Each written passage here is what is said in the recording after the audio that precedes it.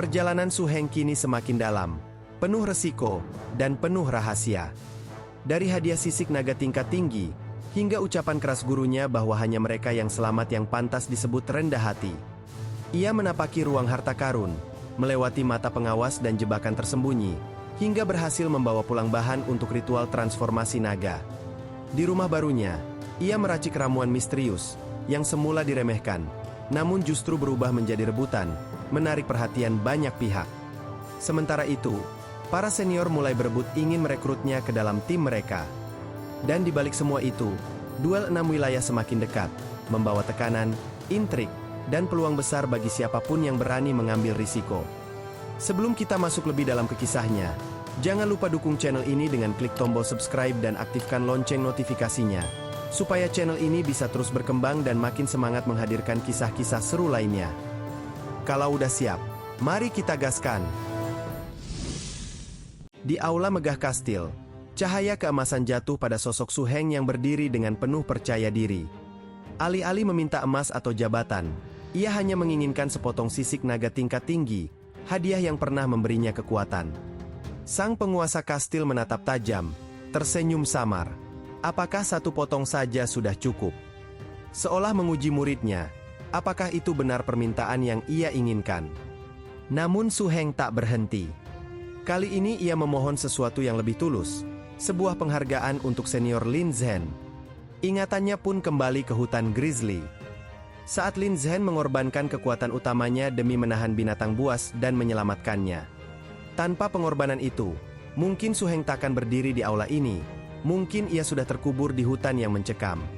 Mendengar itu, ketukan ringan di sandaran kursi terdengar. Sang penguasa kastil membuka suara. Ia mengakui Lin Zhen sebagai bibit berharga, kultivasinya pun telah mencapai puncak. Sebagai balasan, ia menjanjikan seekor anak kinyan Liaohu, harimau api biru, spesies paling berbahaya, sebuah hadiah yang tak ternilai. Dalam hati, Su Heng tersenyum. Pengorbanan Lin Zhen ternyata berubah menjadi berkah tersembunyi. Namun, sang penguasa kastil belum selesai. Ia juga menyiapkan sebuah villa untuk Su Heng. Kemudian, memintanya untuk segera pulang, menemui sang kakak, dan bersiap menghadapi kompetisi akbar 6 wilayah yang segera dimulai. Dengan hormat Su Heng menunduk, ucapan terima kasih mengalir tulus. Ia berjanji akan selalu hidup sesuai dengan harapan gurunya. Dan setelah itu, langkahnya pun membawa ia pulang.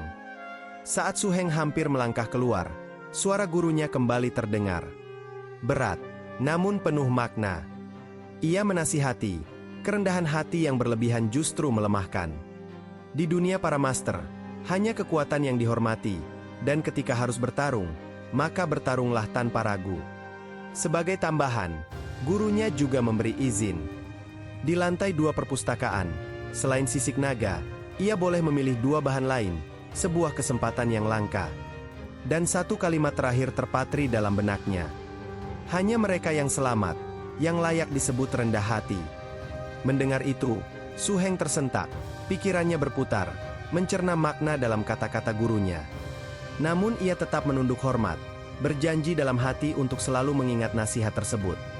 Kini terlihat, langit begitu jernih. Naga biru melesat di antara puncak gunung yang diselimuti kabut tipis. Su Heng berada tegap di atas punggungnya, jubahnya berkibar dihantam angin kencang. Namun pikirannya tak tenang, kata-kata gurunya terus bergaung. Bahwa moralitas hanya punya arti, jika ada kekuatan yang membuat orang lain mau tunduk dan mendengarkan. Sejak peristiwa di kota kriminal, hatinya makin paham, jalan hidup seorang kultivator tak cukup hanya bermodal niat baik, tapi juga harus disertai kekuatan untuk melindungi. Malam pun tiba, lampu-lampu rumah mulai menyala, sinarnya hangat di tengah kegelapan. Su Heng melangkah ke depan pintu, namun telinganya menangkap suara tawa dari dalam. Beberapa wanita tengah bercakap riang, salah satunya bahkan menyebut aib lamanya, tentang dirinya yang pernah digigit tikus. Senyumnya menegang. Siapa wanita tua yang tega mengungkit skandal itu? Ucapnya dalam hati. Ia menarik napas panjang, lalu mendorong pintu kayu yang berderit pelan. Dengan tatapan penuh kerinduan, ia berucap lirih, "Kakak, aku pulang." Tatapan Su Heng membeku sejenak. Dari balik pintu, ia melihat wajah kakaknya yang dipenuhi sukacita. Dalam sekejap, wanita itu menerjang maju, memeluknya erat. Air mata bahagia bercampur dengan rindu yang tertahan terlalu lama. Mereka sampai terjatuh di lantai halaman.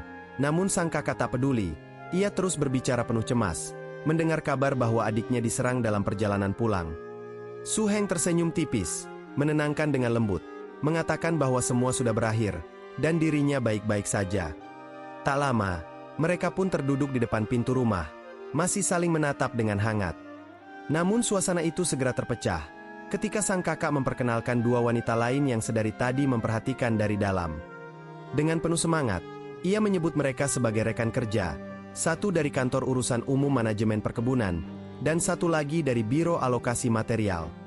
Dengan penuh semangat, sang kakak mulai memperkenalkan dua wanita itu. Yang berambut pendek bernama Lin Mengwan, dan yang berambut panjang, Jin Meili. Dalam hati, Su Heng sempat tersenyum, perasaan bahagia menyelinap, namun segera ia sembunyikan di balik keraguan. Ia hendak bertanya.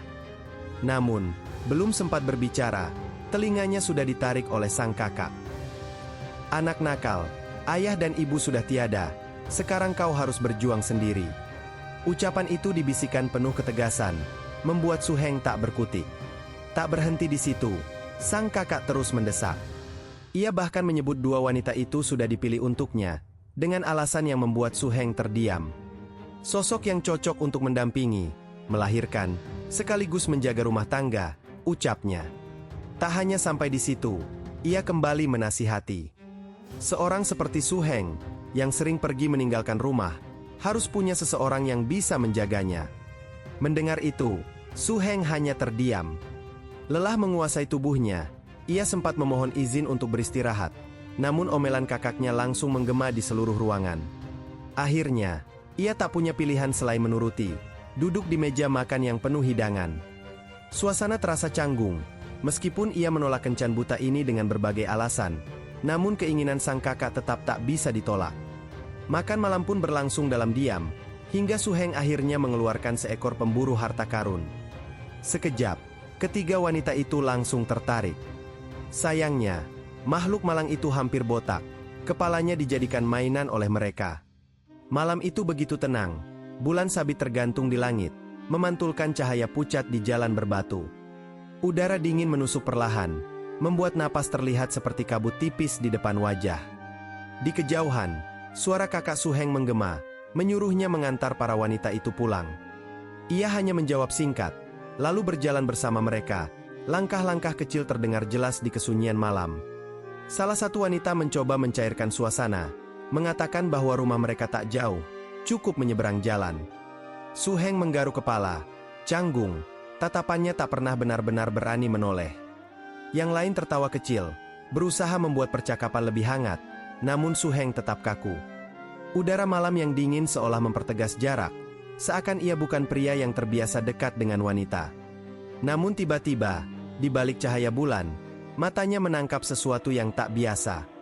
Sekejap, tubuhnya menegang, tanda bahaya baru saja muncul. Su Heng merentangkan tangannya, menahan kedua wanita di sampingnya. Tatapannya tajam ke arah depan, dan dengan suara tegas ia memperingatkan, hati-hati. Dari balik bangunan tua, bayangan gelap mulai bergerak. Langkah berat terdengar di antara kesunyian malam, membuat udara semakin dingin. Lalu, muncullah sosok raksasa dari balik kegelapan. Seekor tikus hitam dengan mata merah menyala, taringnya mencuat, aura buasnya menyebar menggetarkan seluruh jalan. Di bawah cahaya bulan, ketenangan malam perlahan terbelah. Dari balik bayangan, ancaman baru muncul tanpa peringatan. Malam yang semula hening, kini berubah mencekam. Para wanita yang berada di sisi Su Heng pun diliputi kepanikan.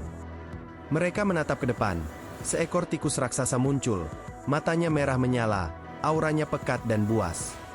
Su Heng berdiri di barisan depan, menjelaskan dengan tenang, itu adalah spesies tikus berbahaya tingkat rendah, namun kini sudah mencapai tahap dewasa. Salah satu dari mereka bergidik, bagaimana mungkin seekor tikus bisa tumbuh sebesar itu? Su Heng menduga, mungkin mereka memakan bangkai binatang jinak, lalu bermutasi. Ia menatap tajam ke depan, memberi peringatan, tikus mengerikan selalu datang berkelompok, mundurlah. Dan benar saja, dari kegelapan, beberapa ekor mulai bermunculan. Langkah-langkahnya menghantam jalan batu, hingga retakan pun terbentuk di sekitarnya. Ternyata sumber kegaduhan itu terungkap. Aroma dari keranjang makanan yang dibawa salah satu wanita. Ayam madu, hidangan favorit para tikus buas. Tak heran mereka jadi liar. Menyadari bahaya kian dekat, Su Heng tak mau mengambil resiko. Segel tamernya segera menyala. Energi ungu berputar di udara. Dalam sekejap, naga biru Dragon Snake Lizard muncul dengan raungan menggema. Aura ganasnya menyapu jalan berbatu. Dengan suara tegas, Su Heng memanggil, "Dragon Snake Lizard, datanglah untuk makan malam," teriak Su Heng lantang. Para tikus yang tadi mengaum garang, kini mulai gelisah. Mata merahnya bergetar saat menghadapi naga biru yang menjulang di hadapan mereka. Kawanan tikus yang tadinya meraung buas, kini justru dipenuhi ketakutan. Satu persatu mulai berbalik, melarikan diri dari jalan sempit itu. Namun Su Heng tahu, membiarkan mereka kabur hanya akan membawa bencana bagi penduduk sekitar. Dengan tatapan dingin, ia bergumam, "Bisakah kalian berlari lebih cepat dari naga biruku?" Dragon Snake Lizard pun bersiap. Sayapnya terbentang, aura ungu berputar ganas. Dalam sekejap, tubuhnya melesat menembus angin, kecepatan dan raungan intimidasi mengguncang malam. Kawanan tikus panik, berusaha kabur sejauh mungkin. Namun kilatan ungu naga biru melesat lebih cepat, menembus kegelapan malam. Sekejap saja, tubuh-tubuh tikus itu tercabik, darah memercik, membasahi jalan berbatu dan dinding bangunan. Su Heng menatap puas, teringat, 2 bulan lalu, makhluk ini begitu merepotkan. Tapi kini, sama mudahnya seperti menyembelih ayam. Tak lama, suara langkah berat terdengar mendekat. Para penjaga kota datang dengan senjata lengkap, terkejut melihat pemandangan mengerikan. Tikus-tikus raksasa itu sudah mati bersimbah darah. Para penjaga akhirnya tiba, tertegun melihat 4 bangkai tikus raksasa tergeletak, sementara naga biru masih melayang rendah di atasnya. Su Heng menatap dingin, menilai situasi dengan cepat. Musim ini, pasokan makanan menipis. Tikus-tikus akan menggali tanah dan menyerbu pemukiman jika dibiarkan. Ia pun memberi arahan tegas. Ajukan pengadaan kucing berekor darah dari Biro Keamanan, sebelum bencana merembet ke wilayah sipil. Mendengar itu, para penjaga menunduk hormat, menerima perintah tanpa ragu. Su Heng menutup instruksi, minta bangkai-bangkai ini dikirim ke urusan internal kastil bagian dalam. Ia menyebutkan alamat vilanya, lalu menghela napas sambil menggaruk kepala. Malam panjang itu akhirnya sedikit mereda. Kini, fajar menyingsing di atas deretan villa mewah dekat Neibao. Cahaya matahari pagi memantul di jendela, menyingkirkan gelap malam sebelumnya. Area ini dipenuhi lampu-lampu indah, tempat berkumpulnya para pelatih kaya, suasana yang penuh kemewahan.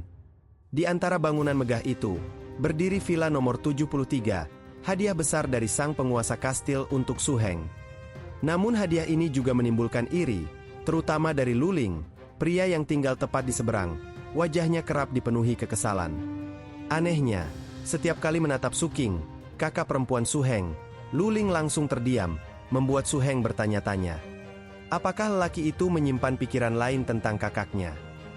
Bagi Su Heng, kakak ketiganya itu memang sedikit maco, tapi sekaligus pemalu, dan hal ini membuat suasana pagi terasa janggal. Pagi itu, halaman villa baru Su Heng dipenuhi kesibukan. Para penjaga sibuk mengangkut barang-barang, sambil diingatkan untuk berhati-hati agar tidak mengotori tempat itu. Namun, di balik ketenangan luar, pikiran Su Heng penuh dengan perhitungan. Mayat tikus-tikus ganas itu tak bisa dibiarkan. Dragon Snake Lizard adalah pemakan besar. Biaya memberi makan, ditambah bahan transformasi naga dan keterampilan peradaban, sangatlah tinggi. Sebelumnya, ia pernah memakai lemah hitam pekat untuk menghasilkan uang, bahan aneh dan strategis, tapi terlalu berisiko jika jejaknya mudah dilacak. Kali ini, mutasi tikus memberi inspirasi baru. Ia teringat pada catatan lama di buku Dragon Code tentang parfum darah, wewangian garis keturunan, yang mampu menciptakan ilusi antara master dan hewan peliharaannya. Ramuan itu bisa mempercepat resonansi pikiran, meski hanya sebentar, namun cukup untuk memberi keunggulan besar.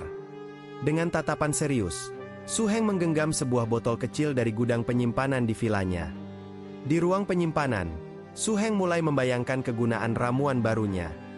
Aroma darah bisa mempercepat terbentuknya ikatan spiritual, bahkan bagi mereka yang belum resmi menjadi pengendali.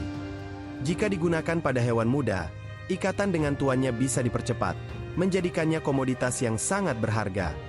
Tangannya lincah meracik bahan-bahan, racun kantung cacing pemakan mimpi, bulu halus anggrek bulan, dipadukan dengan zat pengikat. Ramuan itu ia tuangkan ke dalam tabung kaca, lalu melalui distilasi dan pemurnian. Cairan berwarna pekat mulai memenuhi botol. Menatap hasil racikannya, Su Heng bergumam pelan, apakah ini benar-benar aroma darah? Jika ramuan ini berhasil, bisa jadi sumber pemasukan baru, murah biayanya, namun risikonya masih penuh tanda tanya. Su Heng akhirnya memutuskan untuk mencoba ramuan itu pada Treasure Hunter kecil miliknya. Ia membuka botol kaca, dan aroma darah perlahan menyebar, memenuhi seluruh ruangan. Makhluk kecil itu terhuyung, matanya berbinar bingung, seolah bertanya-tanya, wewangian apa ini? Dan dalam sekejap, baik Su Heng maupun Treasure Hunter itu terseret masuk ke dalam dunia halusinasi yang sama. Dalam ilusi aneh itu, Su Heng merasa dirinya seperti ayah dari sang Treasure Hunter. Makhluk kecil itu pun tampak tumbuh dewasa, lalu menemaninya setiap hari memburu harta. Di ujung perjalanan ilusi, mereka menemukan gunung harta karun raksasa, berkilau di hadapan keduanya. Treasure Hunter kecil itu langsung terhanyut, matanya berbinar aneh, seolah terjebak dalam emosi yang tak terkendali. Su Heng pun ikut terseret, kepalanya terasa berat, aroma darah begitu pekat memenuhi ruangan. Halusinasi dan kenyataan bercampur, membuat pikirannya bergetar. Dengan wajah menegang, ia menutup mata, mencoba menepis wangi itu dengan tangannya.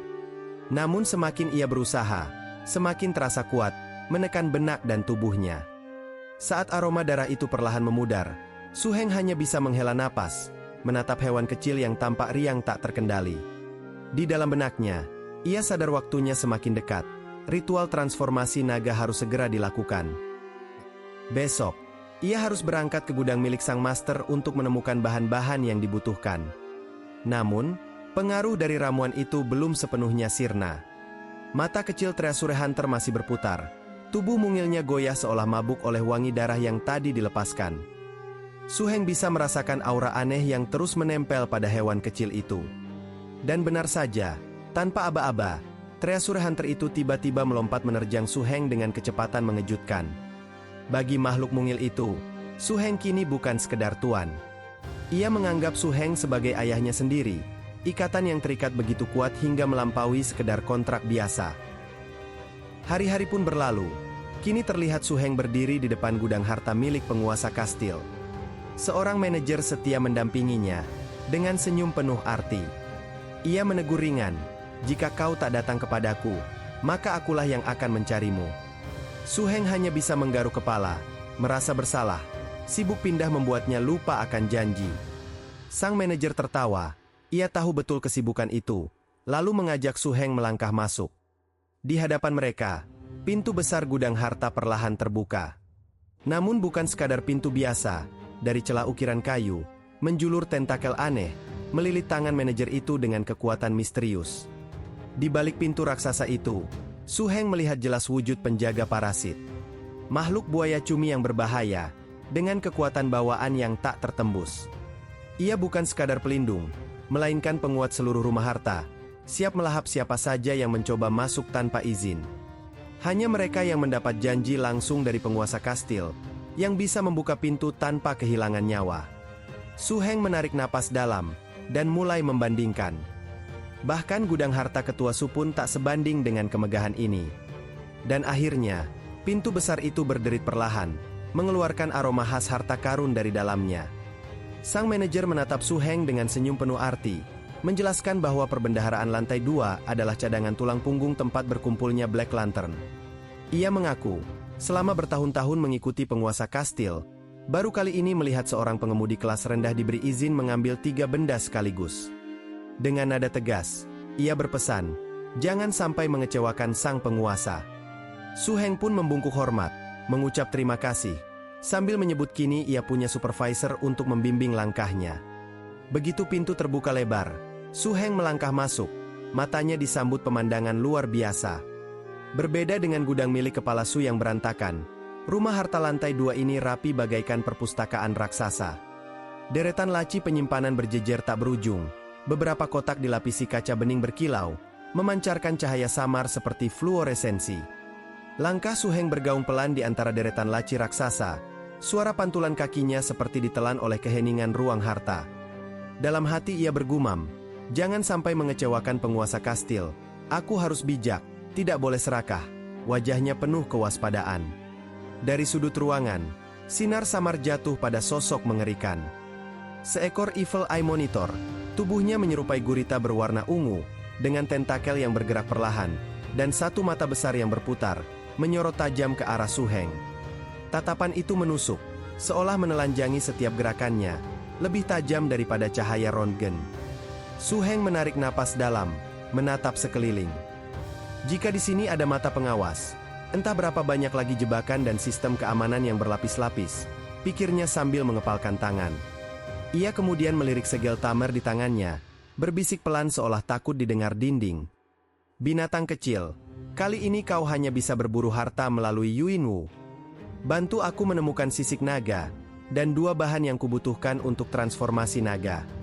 Aura keheningan makin terasa berat, seakan setiap bayangan di sudut ruangan bisa saja menjadi mata yang mengawasinya. Di dalam cincin ruang, si Treasure Hunter kecil duduk di atas lingkaran sihir berwarna emas. Tubuhnya bergetar seolah menegaskan bahwa ia sudah siap memandu tuannya. Su Heng melangkah pelan menelusuri lorong harta itu. Cahaya dari kotak-kotak kristal berpendar di wajahnya. Di antara begitu banyak barang, akhirnya jemarinya menyentuh sisik naga tingkat tinggi yang berkilau tajam, menyimpan aura kuno yang membuat udara seakan bergetar. Selain itu, ia juga menemukan 100 gram esensi spiritual. Namun betapapun ia mencari, batu rahasia yang mengambang tak kunjung terlihat, seolah memang bersembunyi dari tatapan siapapun. Si pemburu harta kecil sempat kembali memberi tanda, tapi Su Heng hanya menghela napas tipis, menegaskan bahwa yang dilihatnya bukanlah apa yang ia cari. Begitu keluar dari ruang penyimpanan, pelayan yang menunggunya sejak awal segera menghampiri, matanya meneliti barang-barang yang dibawa Su Heng. Awalnya ia terlihat puas, mengangguk kecil saat mengenali benda-benda itu, namun di detik berikutnya, ekspresinya berubah drastis. Terperangah melihat satu benda lain yang tak seharusnya berada di tangan Su Heng. Pria parubaya itu sempat tertegun. Matanya menatap benda yang kini berada di tangan Su Heng. Ia bergumam setengah tak percaya, seolah heran bagaimana sesuatu yang seharusnya tersimpan rapat bisa sampai diturunkan. Su Heng hanya mengangkat bahunya, senyum tipis terlukis di wajahnya, memberi alasan ringan, seakan benda itu hanyalah bagian kecil yang kebetulan ia perlukan di rumah. Namun lawan bicaranya cepat menimpali, memperingatkan bahwa bata tersebut bercampur dengan material langka. Batu rahasia mengambang, sesuatu yang semestinya hanya berada di lantai 3. Ada nada kagum sekaligus kecurigaan dalam suaranya, seolah mengakui ketajaman insting Su Heng. Sementara itu, Su Heng hanya menahan tawa dalam hati. Bukan matanya yang tajam, pikirnya, melainkan bantuan kecil dari makhluk mungil pemburu harta karun. Bahkan sesuatu yang tersembunyi di langit-langit pun bisa mereka temukan. Tak lama berselang, Su Heng sudah kembali berada di kediamannya. Treasure Hunter kecilnya menatap penuh semangat, sementara ia sendiri membuka kembali kitab kuno miliknya, Old Dragon Code. Senyum puas muncul di bibirnya, sebab kini semua bahan untuk upacara transformasi naga akhirnya sudah lengkap di tangannya. Su Heng pun mulai membuka halaman demi halaman dari buku tersebut. Dan mulai tertawa sendiri melihat masa depan luar biasa di pikirannya, di mana hewan kecil di sampingnya itu hanya menatap dengan penuh tanda tanya. Masih membaca buku tersebut, Su Heng pun berkata, "Aku pikir, aku ingin menjadi naga kadal, tetapi ternyata begitu sederhana dan kasar." Tak lama, Su Heng pun menarik hewan kecil miliknya, yang sedari tadi sibuk bermain sendiri dengan buah apel di tangannya yang kini mulai terlepas. Dengan langkah pasti dan masih membawa hewan kecil itu layaknya kucing, Su Heng berharap semua akan berjalan dengan lancar. Setelah meletakkan hewan kecil itu di atas meja yang dipenuhi dengan bahan-bahan untuk transformasi, Su Heng pun berkata, "Baiklah, mari kita mulai upacara transformasi naganya," ucap Su Heng dengan senyum tipis. Tapi sebelum ritual penting ini dimulai, jangan lupa untuk dukung channel ini dengan cara like dan subscribe, agar kisah perjalanan Su Heng dan naganya bisa terus berlanjut semakin seru. Baiklah, mari kita lanjutkan ceritanya. Terlepas dari tahapan transformasi Treasure Hunter miliknya, kini diceritakan tentang para penunggang di Black Lantern Castle. Penguasa kastil itu telah memiliki 8 murid sebelumnya, dan Su Heng adalah murid ke-9, sekaligus yang terakhir. Kedelapan seniornya, baik pria maupun wanita, memegang posisi penting. Mereka adalah tulang punggung sejati, pilar yang menjaga kokohnya kastil Black Lantern. Awalnya, pertemuan kali ini hanyalah antara Bai Susu dan kakak seniornya, Kuna. Namun, tak lama kemudian Luling ikut terseret. Dan dari sanalah topik penting pun muncul, membahas tentang calon Hunter Guard. Penjaga perburuan yang kelak menjadi garda terdepan Black Lantern Castle. Kakak senior ketiga hanya ingin memanfaatkan kesempatan ini, agar Su Heng bisa berkenalan lebih dekat dengan dua kakak seniornya. Itu sebabnya ia datang dengan tergesa-gesa. Kini, mereka duduk bersama di sebuah ruangan yang mewah, penuh nuansa hangat, aroma teh melayang lembut di udara. Dengan senyum tipis, Su Heng menuangkan teh ke dalam cangkirnya. Salah satu kakak senior angkat bicara, menyinggung tentang Bai Susu yang kabarnya akan diminta membentuk pasukan berburu ke-8. Apakah semua anggota dan pengiring sudah berkumpul? Tanya salah satu wanita sambil mengangkat cangkir di tangannya. Kakak senior lain menjawab dengan agak malu. Para pengiring memang sudah terkumpul. Hanya saja, satu anggota terakhir masih belum diputuskan, jawabnya.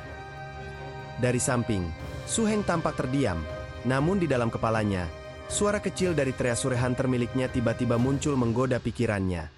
Terutama saat menatap aneka hidangan yang tersaji di meja. Dengan duduk santai, wanita berambut hijau itu meneguk teh dari cangkirnya, lalu menatap Su Heng sambil berkata pelan. Adik, ada sesuatu yang mungkin belum kau ketahui. Penjaga berburu adalah kelompok khusus, terbentuk dari para pelatih di area Black Lantern. Namun, bukan hanya di Black Lantern saja, di tempat-tempat berkumpul lain pun, biasanya ada kelompok serupa. Tugas mereka adalah berburu anak-anak dari berbagai makhluk berbahaya di hutan belantara. Selain itu, tujuan utamanya adalah mengumpulkan bahan langka dan harta berharga. Setiap tim penjaga berburu terdiri dari 4 pengemudi dan 12 pengikut. Dan hingga saat ini, di seluruh area Black Lantern sendiri, sudah ada 7 kelompok penjaga berburu yang aktif. Telur-telur binatang yang dipakai oleh Black Lantern untuk memilih para pengemudi, semuanya dibawa kembali oleh pemburu Huang Wei. Karena itu, organisasi ini bisa dibilang sangat penting. Wanita itu lalu melirik ke arah Bai Susu, sambil kembali membuka percakapan. Susu, kakak senior bisa memperkenalkanmu pada seorang pendatang baru yang cukup berbakat. Namanya Reina. Seorang gadis muda yang baru saja menjadi pelatih 2 tahun lalu. Dia sudah memiliki pohon iblis besi dan juga kupu-kupu tidur yang lengkap. Keduanya termasuk ras dengan kekuatan tempur instan yang kuat di antara spesies berbahaya tingkat menengah. Dan belum lama ini, Reina juga berhasil mendapatkan seekor singa darah, makhluk berbahaya tingkat tinggi yang masih dalam tahap muda. Dia ini seorang pemula, tapi punya kekuatan sekaligus potensi yang luar biasa. Mendengar penjelasan tadi, Su Heng bergumam dalam hati. Reina, dengan pohon iblis besi dan kupu-kupu tidur, bukankah dia rekan setimku saat duel 6 wilayah? Bahkan sekarang sudah punya singa darah. Tampaknya semua orang terus berusaha keras. Bai Susu hanya tersenyum tipis, dan perlahan menggeleng. Sayangnya, jumlah anggota yang kumiliki sekarang saja belum cukup seimbang. Kalau harus menambahkan pendatang baru, justru akan merepotkan karena harus melindungi mereka, ucapnya. Suasana meja sejenak hening, hanya terdengar denting gelas. Hingga kemudian, Luling, sang kakak senior ketiga ikut membuka suara. Susu, bagaimana kalau biarkan aku saja yang mengenalkan seorang pendatang baru, seorang Rookie dengan potensi besar. Aku jamin, dia bisa benar-benar memenuhi kebutuhan timmu, ucapnya mantap, seolah tak ingin kalah dari yang lain. Bai Susu menanggapi dengan senyum lembut, memberi isyarat agar Luling memperkenalkan siapa sosok yang ia maksud. Tanpa ragu, Luling justru menunjuk ke arah Su Heng, adik termuda yang sedari tadi hanya diam tanpa sepatah kata. Bai Susu tersenyum manis, lalu berkata pelan. Ternyata, itu koneksi dari adikku sendiri. Kalau saatnya tiba, kakak senior tentu akan memberikan sesuatu yang baik untukmu, ucapnya lembut. Mendengar itu, Su Heng tertegun, matanya sedikit melebar, seolah tak percaya dengan arah pembicaraan yang tiba-tiba menyinggung dirinya. Namun, sebelum ia bisa berkata apa-apa, kakak senior lainnya menyela dengan nada tegas. "Cukup, jangan asal menyeret-nyeret. Adik termuda baru 2 atau 3 bulan menjadi pengemudi. Apa kau ingin mendorongnya masuk lubang api?" ucapnya. Ruangan yang tadinya hangat seketika terasa tegang, membuat Su Heng makin bingung dengan situasi yang mendadak berubah serius. Bai Susu menoleh sambil tersenyum tipis. Suaranya terdengar menggoda. "Ah, jadi yang kau maksud Rocky Super itu ternyata adik junior kita sendiri."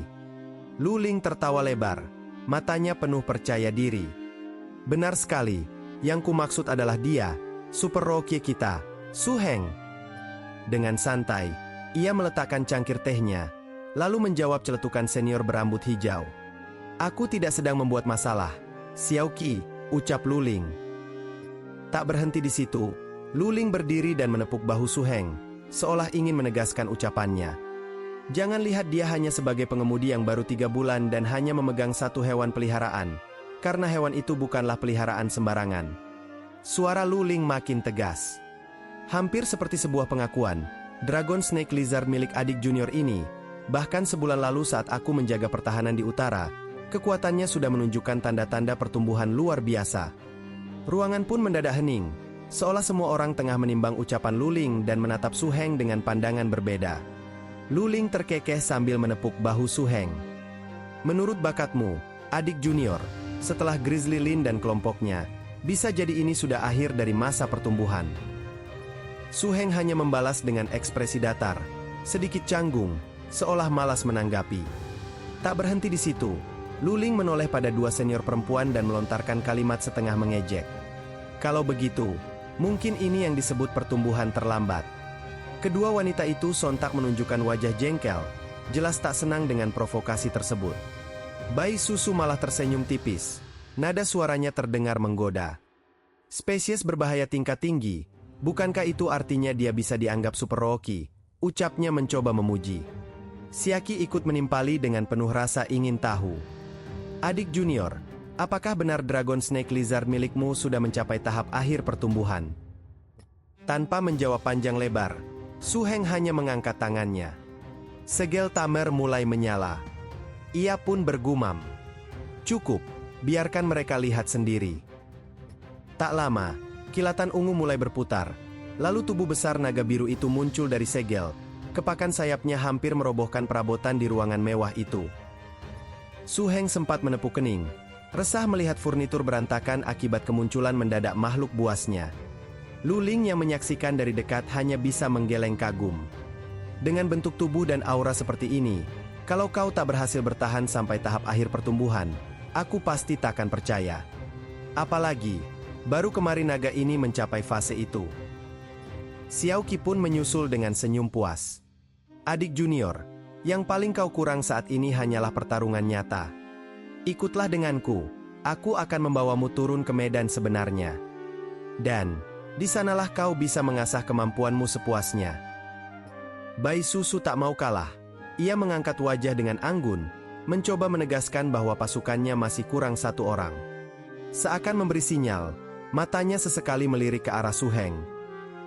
Namun, Xiao Qi hanya tersenyum jahil, tangannya terulur lembut, menyentuh wajah Bai Susu. Seolah ingin menenangkan sekaligus menggoda. Kalimat samar terlontar, membuat Bai Susu terperanjat, pipinya memerah karena malu. Su Heng yang tak jauh dari mereka hanya bisa termenung, bingung dengan tingkah kakak seniornya yang seakan tak pernah serius. Situasi tegang berubah jadi ringan, penuh canda dan godaan. Belum sempat suasana reda, terdengar ketukan pintu dari luar.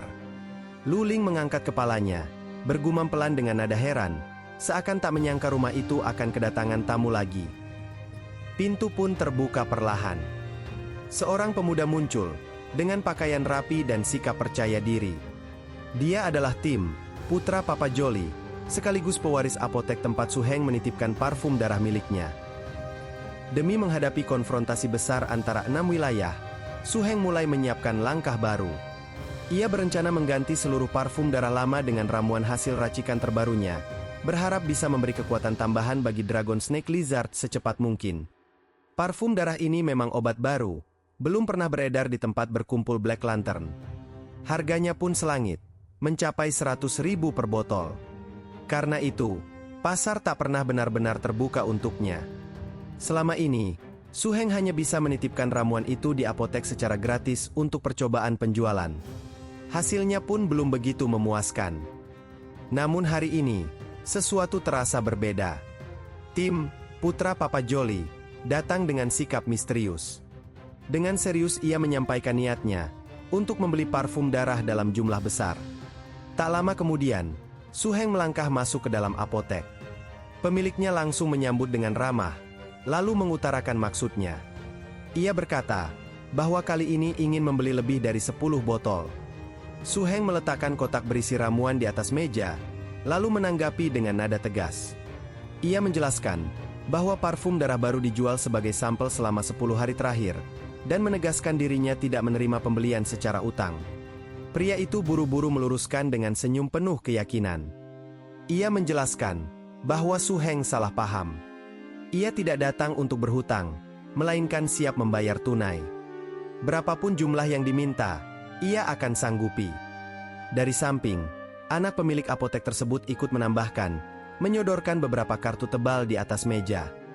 Ia berkata bahwa setiap kartu berisi 1 juta gram, dan semuanya sudah dipersiapkan langsung oleh ayahnya. Su Heng terdiam sejenak, hatinya penuh tanda tanya. Ia bergumam dalam hati, mengapa kali ini segalanya berjalan begitu lancar? Apakah memang kebetulan, atau ada sesuatu yang disembunyikan di balik transaksi ini? Pikir Su Heng. Dari luar toko, suasana terlihat damai. Matahari siang memancar terang, sementara burung-burung beterbangan bebas di langit biru. Di dalam toko, Su Heng dan pemilik apotek tampak menyelesaikan transaksi besar. Botol-botol parfum darah tersusun rapi di meja. Sang pemilik apotek menatap Su Heng dengan senyum puas, menyebut bahwa kali ini mereka sama-sama mendapat keuntungan. Uang dan barang, semua berjalan mulus. Ia juga menambahkan, bila suatu saat Su Heng memiliki ramuan baru, pintu apotek ini selalu terbuka untuknya. Kata-kata itu disertai tumpukan bayaran yang segera diserahkan ke tangan Su Heng. Setelah transaksi selesai, Su Heng pun berpamitan. Ia melangkah keluar dengan tenang, menyimpan bayaran itu ke dalam kantong penyimpanan, meninggalkan pemilik apotek dan anaknya yang masih berdiri di dalam ruangan tersebut. Begitu Su Heng melangkah pergi, suasana dalam toko seketika berubah. Sang pemilik apotek menatap tajam ke arah anaknya, tatapan yang membuat pemuda itu sontak ciut. Tanpa banyak basa-basi, tangan sang ayah mendarat keras di kepala anaknya. Suara bentakan pun pecah, menyuruhnya berhenti melamun dan segera bergerak membantu. Sambil meringis memegang kepala, sang anak akhirnya bersuara. Ia bingung, mengapa ayahnya memberitahu Su Heng bahwa botol itu sudah terjual. Padahal, baru saja ia diperintahkan untuk menaruhnya di etalase, sambil tatapannya jatuh ke deretan botol-botol berisi cairan merah di konter. Dengan nada cemas, ia mengingatkan, mereka sudah menghabiskan begitu banyak uang untuk membeli semua itu. Jika tidak laku terjual, bencana yang menunggu di depan mata. Sang ayah hanya mendengus kesal, lalu dengan suara datar ia menegur anaknya, menyebutnya masih terlalu hijau, terlalu pemula. Ia menjelaskan lebih lanjut. Bahkan para pelatih kawakan sekalipun akan menggunakan ramuan itu untuk memulihkan monster mereka. Jika kabar ini menyebar, permintaan pasti akan melampaui pasokan. Namun, sang anak malah tertawa. Ia menggoda, mengatakan ayahnya bukan seorang pelatih. Jadi, bagaimana bisa yakin ramuan itu benar-benar bekerja? Ucapannya justru memicu amarah. Sang ayah langsung melayangkan pukulan bertubi-tubi ke kepala anaknya, membuat bocah itu meringis kesakitan di seberang meja. Dengan wajah merah karena emosi, pria tua itu melanjutkan dengan teriakan penuh penekanan. Ia menegaskan bahwa Su Heng bukanlah orang biasa, dia murid jenius dari sang penguasa kastil. Berbakat luar biasa, sanggup menciptakan ramuan ajaib yang tidak bisa dibuat sembarangan orang. Omelan pria tua itu belum juga reda. Dengan suara keras ia terus menasihati anaknya. Ia berkata, orang dengan karakter seperti itu, meski kehilangan seluruh harta, ia masih terus mencari teman, tapi tak tahu harus lewat jalan mana. Kenapa berdagang hanya melihat untung di depan mata saja? Sementara itu, Sang anak yang wajahnya penuh memar hanya bisa menangis. Dengan suara lirih ia memohon, meminta agar mereka bicara baik-baik tanpa harus disertai pukulan lagi. Beberapa hari pun berlalu, suasana kian berganti. Di depan gerbang besar, deretan kendaraan kini siap berangkat. Su Heng berdiri bersama rekan-rekannya, bersiap untuk mengikuti duel 6 wilayah. Di hadapan mereka, seorang wanita bernama Lu Yu memberi arahan. Dengan tegas ia berkata, duel ini bukan hanya soal pribadi, tapi menyangkut kehormatan kelompok besar. Dan bagi masing-masing dari mereka, ini adalah kesempatan emas yang tidak boleh disia-siakan. Suasana tegang semakin terasa. Lu Yu melanjutkan arahannya dengan suara lantang. Ia menegaskan bahwa jika mereka berhasil meraih peringkat tinggi, jalan karir mereka sebagai pelatih akan terbuka lebih luas. Lalu, dengan tatapan tajam, ia mengingatkan semua yang hadir bahwa mereka bukan individu terpisah, melainkan sebuah tim. Mereka harus bersatu, saling mendukung, dan tidak boleh berjalan sendiri. Suara Lu Yu bergema, memastikan mereka semua telah paham. Serentak, para peserta menjawab dengan suara tegas, memastikan bahwa mereka benar-benar mengerti. Semangat kebersamaan pun makin terasa di antara mereka. Setelah memberi arahan terakhir, Lu Yu langsung menyuruh semua orang naik ke kendaraan lapis baja yang sudah disiapkan. Dengan suara tegas, ia membagi kelompok, menunjuk siapa duduk di mana. Wang Sun bersama Lu Chong ditempatkan di kendaraan ketiga.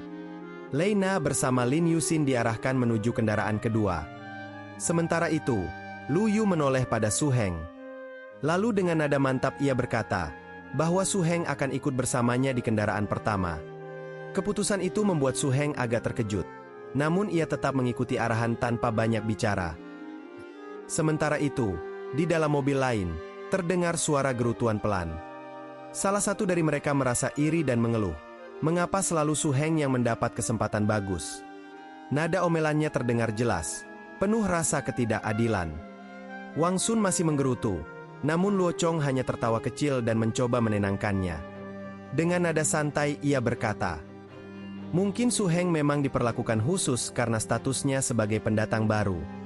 Lagi pula, masih banyak kesempatan lain untuk membuktikan diri di sepanjang perjalanan. Sementara itu, rombongan kendaraan lapis baja mulai keluar meninggalkan Kastil Black Lantern.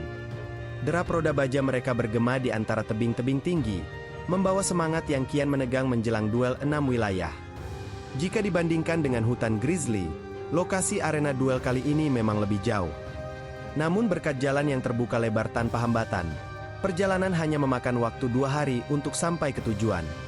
Selain benteng Black Lantern, ada pula peserta yang datang dari kota Kalajengking Merah, benteng Landasan Besi, benteng Elang, kota Luansha, hingga kota Liuyun.